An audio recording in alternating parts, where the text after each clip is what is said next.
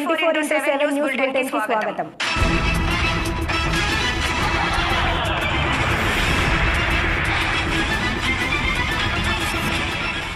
పార్వతీపురం మన్యం జిల్లా సాలూరు పట్టణంలో ప్రభుత్వ పాఠశాల ప్రహరీ గోడ కూలి మృతి చెందిన విద్యార్థికి 50 లక్షలు నష్టపరిహారం ప్రభుత్వం చెల్లించాలని ప్రభుత్వ మరియు ప్రైవేట్ పాఠశాలలో సౌకర్యాలు వెంటనే కల్పించాలని సిపిఎం పార్టీ డిమాండ్ చేసింది.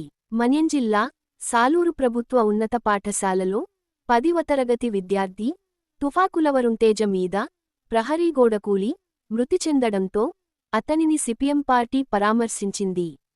తల్లిదండ్రులు మరియు ప్రజలను ఉద్దేశించి సిపిఎం పార్టీ జిల్లా కార్యదర్శివర్గ సభ్యులు ఎన్వై నాయుడు మాట్లాడుతూ ప్రభుత్వ పాఠశాలలో సౌకర్యాలు 1000 కోట్లు వెచ్చించి పాఠశాలలో నిర్మించిన నిర్మాణ పనులు ఎంత నాణ్యతగా ఉన్నాయో అధికారుల పర్యవేక్షణ నాయకుల నిబద్ధత ఎంత లోటుగా ఉన్నదో సాలూరు ఘట ద్వారా తేట తెల్లగా తెలియజేస్తుందని ఆయన తెలిపారు.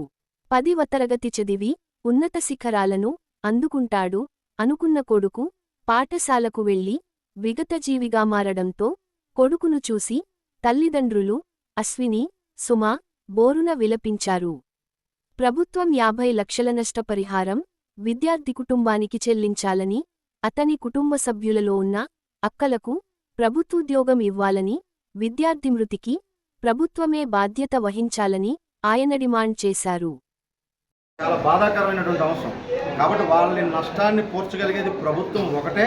మంత్రి గారు మీరు చర్చలు చేసి యుద్ధ ప్రాతిపదికన సహాయ చర్యలు చేపట్టడంతో పాటు ఆ కుటుంబాన్ని ఓదార్చే విధంగా నిర్ణయం ఉండాలనేది మా అందరి తరఫున మీకు సభ్యులకి